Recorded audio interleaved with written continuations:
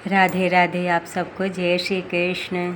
जैसे कि हम सब जानते हैं कि दिवाली अब निकल गया, तब दिवाली के बाद यूपी बिहार का प्रसिद्ध ये त्यौहार आता है जिसको हम छठ पूजा से जानते हैं।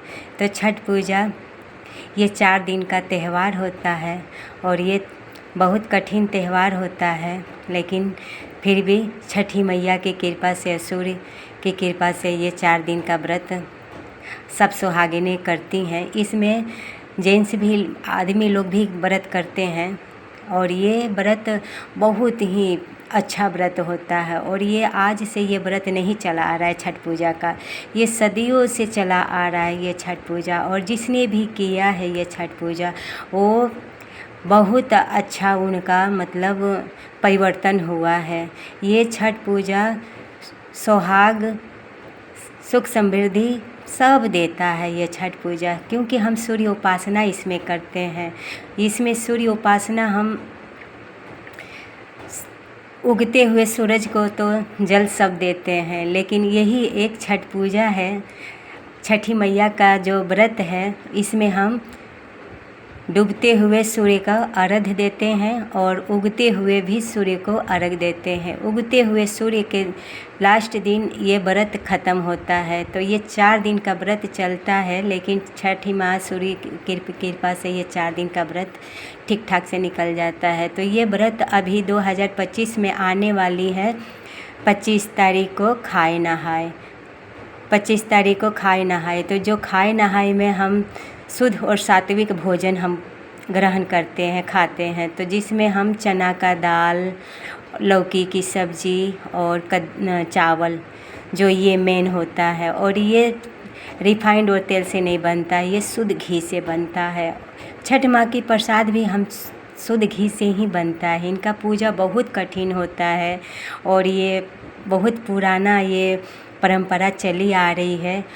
तो दूसरे दिन 26 तारीख को खरना है, जिसमें हम एक टाइम केवल भोजन करते हैं। वो भी पहले के समय तो मिट्टी के चूल्हा और लकड़ी से हम भोजन प्रसाद सब बनता था, लेकिन आज समय थोड़ा परिवर्तन हो चुका है, क्योंकि लोग फ्लैट में रह रहे हैं। तो इसके वजह से कहीं व्यवस्था है, कहीं नहीं व्यवस्था है। तो जहाँ व्यवस्था है तो चूल्हा लकड़ी पर बन जाता है ये माँ का प्रसाद वगैरह, और जहाँ नहीं है वहाँ गैस पे बना लेते हैं लोग। तो अपनी अपनी मर्जी, लेकिन ये शुद्ध और सात्विक भोजन बनता है। तो खरना के दिन 26 तारीख को ये खरना है, तो खरना के दिन भी हम पूरा निर्जला ही रहते हैं। और शाम को वही गाय के दूध में जो हम खीर बनाते हैं, और खीर के साथ आप पूरी पराठा कुछ भी आप ले खा सकते हैं। और ये प्रसाद हम सबको बांटते खिलाते भी हैं, क्योंकि ये प्रसाद ना बहुत अच्छा होता है, प्रसाद खिलाना और खाना। कितने लोग तो भाव से आते हैं, जिसके घर छठ होता है ना, उनके यहाँ खाने के लिए आते हैं। और ये प्रसाद की बहुत महिमा है। और एक तो सूर्य की उपासना है, जिसमें हमें सूर्य की उपासना से निरोग मिलता है, निरोगता होता है, सब परिवार निरोग रहते हैं। और सूर्य की उपासना करने से सूर्य जैसे प्रकाश फैलाते हैं ना, वैसे वो जो करता है उसकी ज़िंदगी में प्रकाश फैल जाता है। सच में बहुत छठी मैया और सूर्य भगवान की कृपा से कोई चीज़ की कमी नहीं होती है जो करता है यह छठ पूजा। तो 27 तारीख को ये फिर पहला अर्घ होता है, जो डूबते हुए सूर्य को हम जल देते हैं, अर्घ दे देते हैं।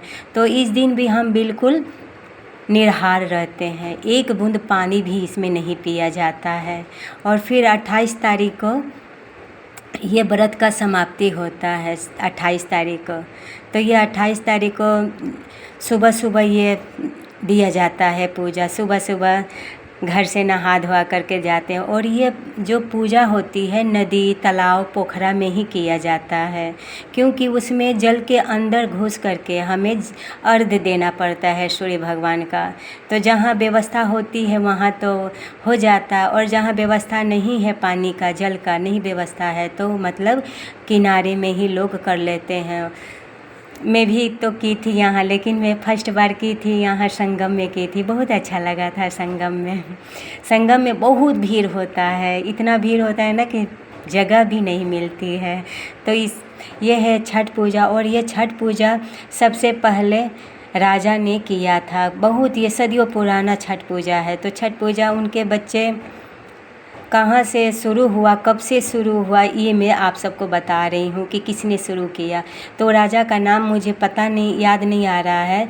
तो राजा थे तो उनके कोई औलाद नहीं थी, तो उनकी कोई औलाद नहीं थी तो वो यज्ञ वगैरह करवाए, और यज्ञ करवाने से उनके एक औलाद हुआ, जिसमें वो औलाद कुछ दिन के बाद मृत्यु प्राप्त हो गया वो औलाद। तो राजा बहुत दुखी थे, इतने दुखी थे, इतने कष्ट में थे कि मतलब बिल्कुल बहुत दुखी थे। तो इतने दुखी देख कर के छठी मैया प्रकट हो गई।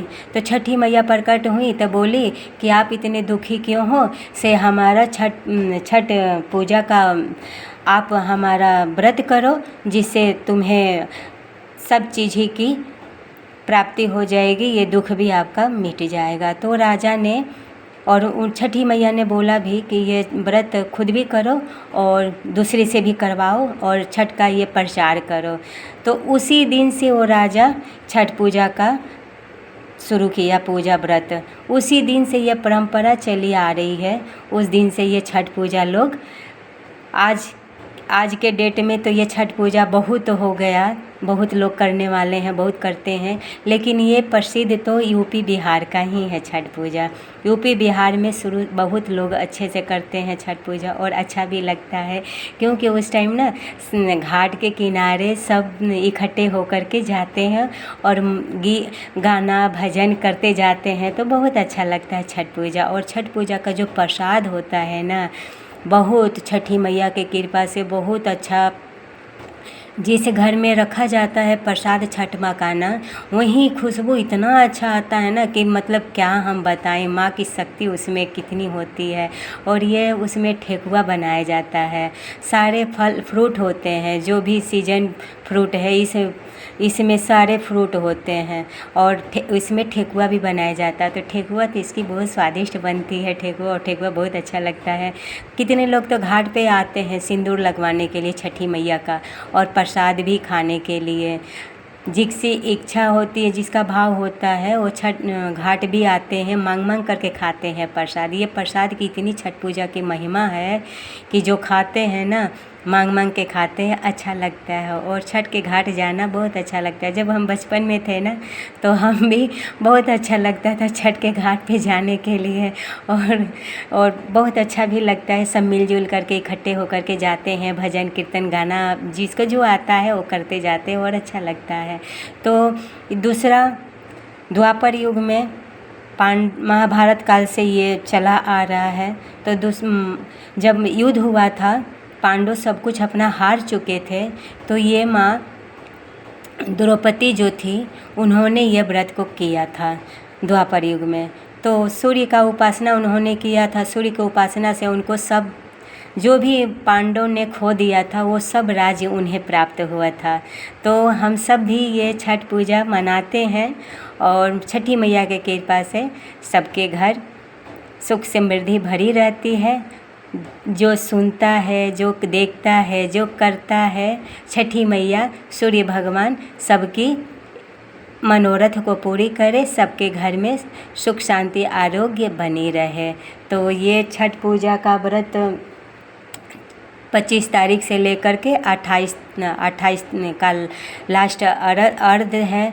और ये बहुत भक्ति भाव से ये पूजा होता है और बहुत अच्छा होता है। इसमें शुद्ध घी से ही हम पकवान भी बनाते हैं। जो ठेकुआ वगैरह बनता है ना, तो शुद्ध घी से ही बनता है। और ये बहुत कठिन व्रत है क्योंकि इसमें 2 दिन निर्जला व्रत रहा जाता है, बिल्कुल कुछ नहीं पीना। तो सारे व्रतों में ये बहुत हार्ड ये व्रत होता है छठ पूजा। तो आप सबको अगर ये वीडियो अच्छी लगी हो तो आप सब ज़रूर लाइक करना। आप सबको राधे राधे, जय श्री कृष्ण।